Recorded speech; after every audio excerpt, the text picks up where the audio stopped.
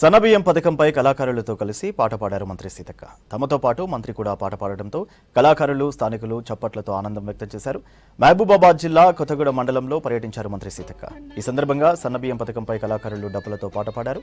వారితో పాటు కలిసి మంత్రి సీతక్క కూడా పాట పాడారు. ఈ వీడియో ఇప్పుడు సోషల్ మీడియాలో వైరల్గా మారింది.